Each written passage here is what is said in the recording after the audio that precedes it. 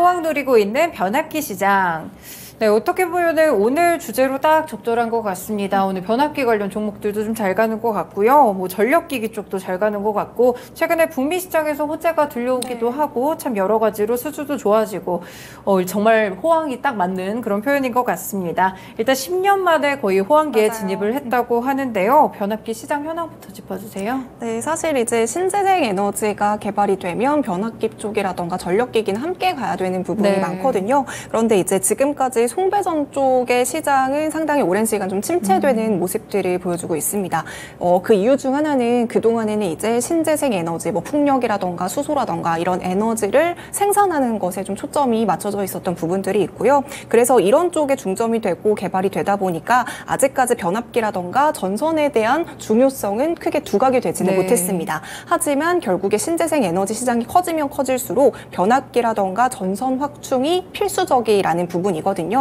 왜냐하면 이제 이게 발전소에서 우리에게 전기가 오기까지의 과정을 좀 이해하시면 좀 쉬울 것 같은데요. 발전소에서 전기가 최초로 생산이 된다라고 한다면 최초의 전압이 22kV입니다. 22kV는 사실상 굉장히 낮은 전압이기 때문에 이 상태 그대로 송전을 하게 된다라고 한다면 이 과정에서 전력 손실이 상당히 많이 일어나고 있거든요. 그렇기 때문에 송전 과정이라던가 배전 과정 이런 과정들을 거쳐서 결국에는 가정에서 이용할 수 있는 200V로 전압을 조절해서 우리가 최종적으로 전기를 사용하게 되는 겁니다.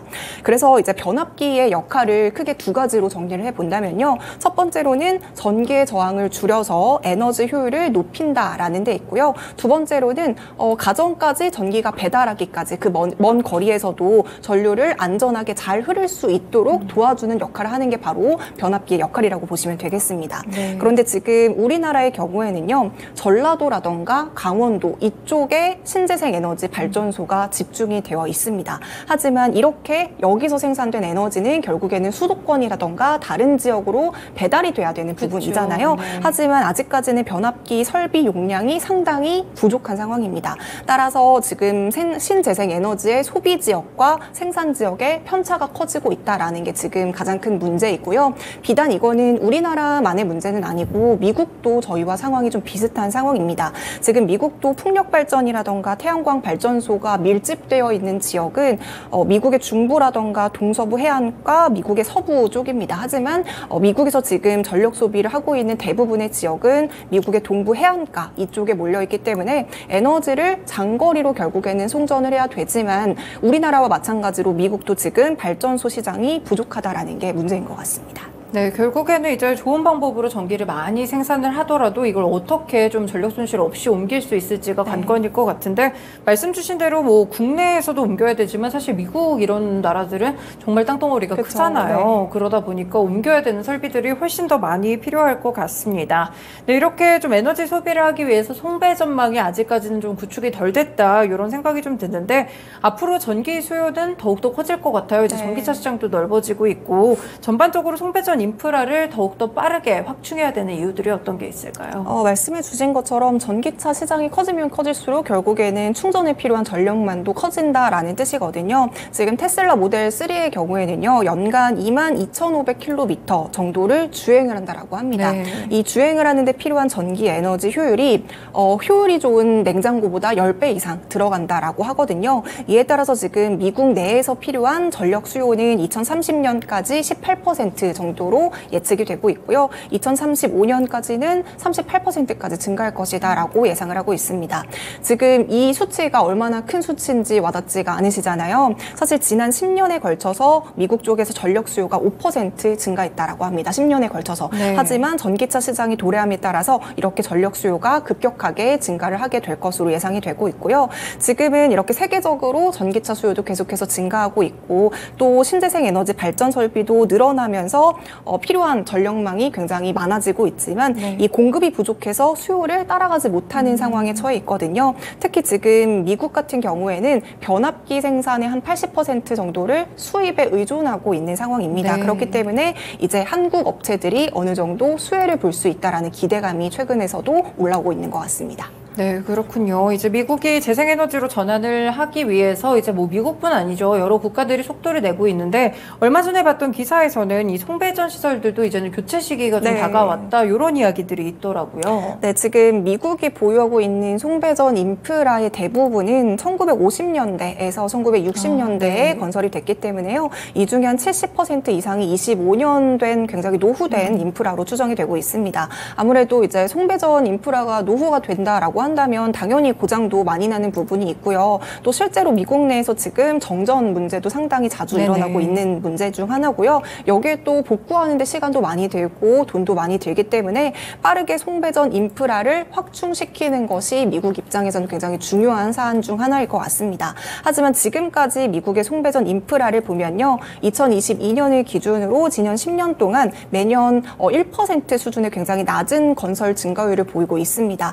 따라서 지금 생산된 재생에너지원이 송전 용량이 좀 부족을 하게 되면서 공급이 아직까지는 원활하게 이루어지지 못하는 부분들이 있고요. 지금 시장에서는 이 청정 에너지에 대한 생산의 보급률을 확대시키기 위해서는 2023년을 기준으로 1000에서 한 3000마일의 추가 송전이 필요하다라고 예측을 하고 있고요. 이에 따라 한 50억에서 최대 137억 달러까지 비용이 필요하겠다라고 예측을 하고 있습니다. 네, 그렇군요. 결국에는 투자가 필수적인 요소로 떠오르는 것 같습니다. 그럼 지금 미국에서 송배전 인프라에 대한 투자 현황 어떤 식으로 좀 진행이 되고 있을까요? 네, 지금 바이든 행정부에서는 2030년까지 송배전 시설을 60% 이상 확충시키겠다라는 목표로 지금 사상 최대 규모인 130억 달러의 투자 계획을 발표한 바가 있습니다. 그런데 이 과정에서 당연히 우리나라 기업들 상당히 많이 수혜를 받고 있는 부분인데요. 미국은요, 앞서 말씀드렸다시피 한 80% 이상 수입에 의존하다 보니까 네. 변압기 공장이 미국 내부에서도 많이 없습니다. 그래서 이제 의존도가 굉장히 높은 상황인데요. 그 이유 중 하나는 미국 내 생산 공장이 대부분 다 해외로 이전을 했기 때문입니다. 아무래도 미국의 경우에는요, 내부에서 임금도 굉장히 높은 부분들이 있고요. 또 원재료를 수급하는 데도 상당히 어려운 부분들이 있습니다. 그리고 환경 규제로 인해서 변압기 생산 공장을 제대로 유지하기가 굉장히 좋은 조건이 아니거든요. 이런 이유들로 인건비가 좀 가까우면서도 지리적으로 가깝고 이런 부분, 멕시코라던가 콜롬비아 이쪽으로 공장을 옮겨 나간 상황입니다. 그래서 지금 미국 내에서는 변압기 공장도 거의 없는 상황이고요. 현지에서 공급을 받기란 아직까지는 굉장히 어려운 수준이다라는 거 좀 체크해 주시면 좋을 것 같고요. 따라서 미국 입장에서는 다른 나라에서 수입을 해야 되는 상황인데 지금 이 미국의 빈틈을 비집고 우리나라 기업들이 좀 채워주면서 미국 쪽의 수주가 상당히 많이 늘어나고 있습니다. 국내 기업들뿐 아니라 경쟁사들도 꽤 있을 것 같은데 국내 기업들이 그럼 수출이 어느 정도 가시적인 성과로 나오고 있을까요? 네, 이제 변압기 호황이 10년 만에 찾아왔다라고 말씀을 드렸는데요. 이제 변압기 시장의 경우에는 2010년에 최고치를 찍고 이제 계속해서 감소폭을 보이고 있었습니다. 그러다가 이제 수출액이 지난해부터 조금씩 증가하는 모습들을 보여주고 있는데요. 올해 들어서 이제 매달마다 역대 최대치를 기록을 하고 있습니다. 5월을 기준으로 이제 초고용량 변압기 쪽의 수출 금액은 6,427만 달러로 1년 전과 비교하면 139%나 증가했다라고 볼 수가 있고요. 수출 단가의 경우에도 5월을 기준으로 14달러로 전년 같은 기간보다 한 52% 정도 올라간 상황입니다. 앞으로도 이제 전 세계 전력망에 대한 투자 규모는 2021년을 기준으로 연간 360조 원에서 2030년까지 660조, 한 2배 이상 늘어날 것으로 예상이 되고 있고요. 이에 따라서 지금 국내 업체들은 북미 쪽을 중심으로 해외 시장을 굉장히 적극적으로 공략하면서 수주 확대를 통해 수익성이 기대되고 있습니다. 네, 그렇군요. 이제 이렇게 좀 수주를 확대하고 결국에는 수주를 따내게 된다면 실적으로도 연결이 되면서 최근에 그런 부분들이 주가에 모두 좀 반영이 되는 것 같습니다. 일단 전력기기 업체들 가운데 국내에서 좀 대표적인 종목들 살펴볼까요? 네, 우리나라 이제 국내 빅3 전력기기 업체가 있는데요. 효성중공업, 그리고 HD 현대일렉트릭, LS 일렉트릭입니다. 오늘 이제 효성이랑 현대일렉트릭이 1%대 정도 상승하고 있었죠. 네, 확인해 볼게요. 네, LS 에렉스 일렉트릭은 아까 한 14% 정도 상승을 하고 있는 것으로 확인을 했는데요. 사실 굉장히 오랜 시간 주가가 지지부진했는데 올해 상당히 많이 올랐습니다. 효성중공업은 올해의 경우에는 한 111% 정도 상승을 했고요. 현대일렉트릭도 73% 상승했고 에렉스 일렉트릭도 한 101% 정도 상승을 했는데요. 수주가 계속해서 늘어나고 좀 실적이 개선된 영향들을 보여주고 있습니다. 먼저 이제 HD 현대일렉트릭을 잠깐 말씀을 드려보자면요. 지금 2분기 실적이 매출은 작년에 비해서 한 19% 정도 상승을 했고요. 영업이익의 경우에는 116% 정도 늘어난 수치를 달성을 했습니다. 아무래도 이제 글로벌 쪽의 전력기기 발주가 늘어나면서 실적에도 긍정적인 영향을 준 건데요.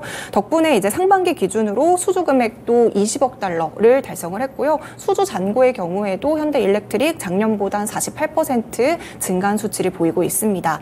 1분기에 이어서 2분기에도 북미 쪽에 대한 수주가 계속해서 꾸준히 늘어나고 있는 상황이고요. 특히 이제 이전에도 말했지만 네옴시티 프로젝트도 이제 이쪽이랑도 연관이 있는데 네옴시티 프로젝트도 본격화되면서 일감 확보는 꾸준히 이어질 것으로 기대가 되고 있습니다. 이에 따라서 지금 현대일렉트릭의 경우에는요. 지난 4월에 한번 수주 목표를 한 35% 정도 상향 조절했거든요. 근데 이번에 또 한번 수주 목표를 상향하면서 굉장히 자신감을 보이고 있는 모습입니다. 네, 중간에 이제 말씀 주신 대로 주가를 좀 체크해봤는데 오늘 효성중공업이 지금 2% 정도 오르고요. HD 현대일렉트릭도 상승세고 LS 일렉트릭은 탄력이 조금 줄긴 했지만 그래도 한 10% 정도 급등이 나오는 것 같습니다. 이 세 종목 모두 1년 차트가 굉장히 예쁘게 형성이 돼 있어요. 정말 우상향되고 네, 있더라고요. 최근에 정말 급등하는 모습들이 좀 가득했는데 결국에는 근거 있는 상승이라는 점에서 더욱더 주목을 받는 것 같습니다. 이렇게 수주가 또 늘고 실적까지 이어지는 그런 모습입니다. 네, 사실 뭐 LS 일렉트릭은 지금 2분기 실적도 되게 주목을 받는 것 같아요. 이번에 괜찮은 실적 나왔죠. 네, 이제 LS 일렉트릭 매출의 경우에는요. 전년 동기 대비 한 36% 증가 매출이 증가했고요. 영업이익은 74% 정도 증가하면서 분기 기준으로 매출이랑 영업이익 모두 사상 최대치를 기록했다라고 발표를 했습니다. 결국에는 마찬가지로 전력 인프라 사업에 대한 호재 덕분에 실적이 좋게 나왔는데요. 특히 이제 LX 일렉트릭 같은 경우에는 북미 쪽의 생산 투자 설비를 굉장히 많이 늘린 부분이 있습니다. 그러면서 이제 몇 년 전부터 미국 쪽을 했던 부분들이 있는데요. 이 덕분에 2020년 1분기만 해도 3%대에 불과했던 북미 시장 매출이 지금 올해 1분기에는 36%대까지 오르면서 굉장히 급상승한 모습들을 보여주고 있고요. 지금 올 2분기에도 LX 일렉트릭이 수주한 전력 인프라가 3,486억 원 규모였는데요. 이 중에 북미 쪽의 수주만 1,270억 원을 달성하면서 북미 쪽의 수주가 계속해서 늘어나는 것을 우리가 확인을 할 수 있습니다.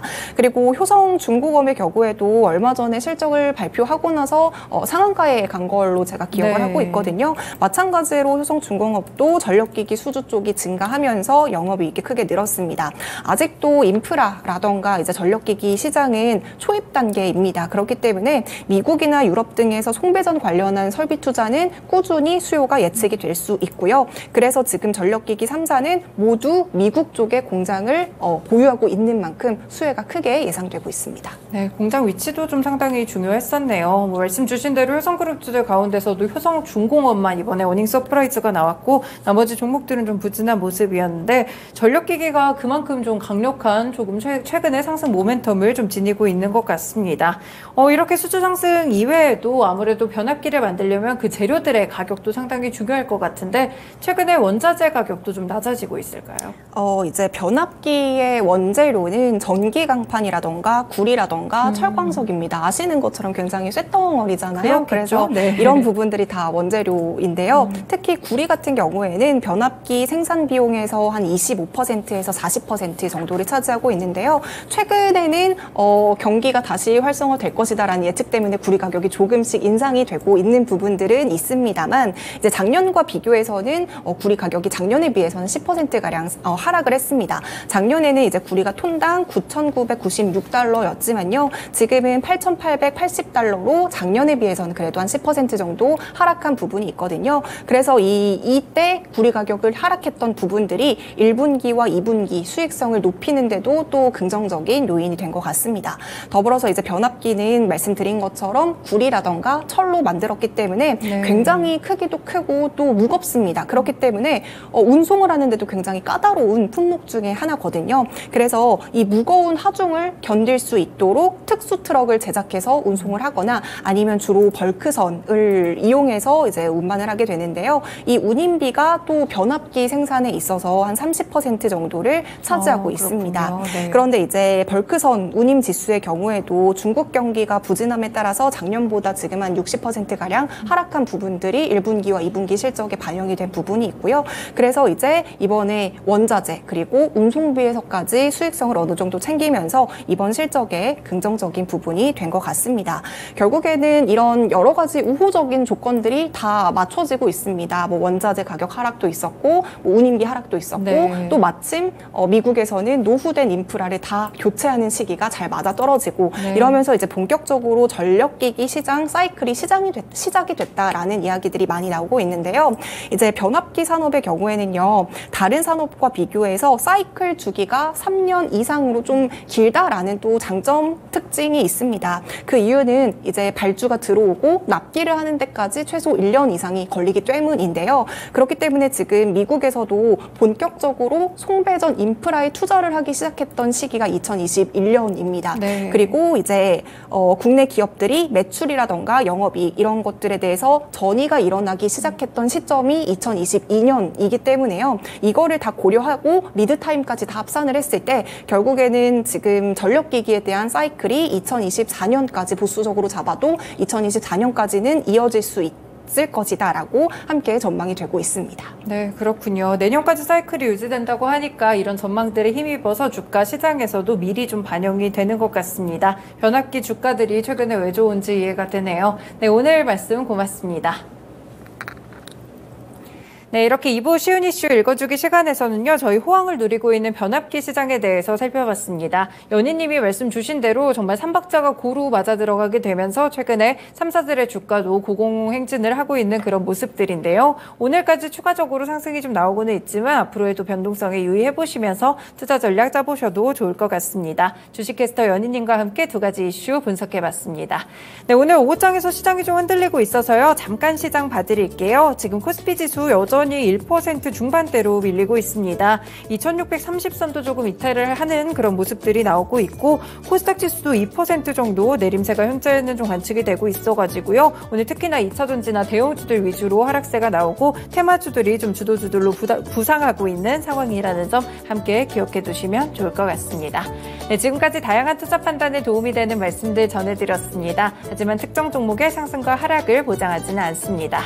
토마토랜드 2.0 여기서 마치겠습니다. 시청해주셔서 고맙습니다.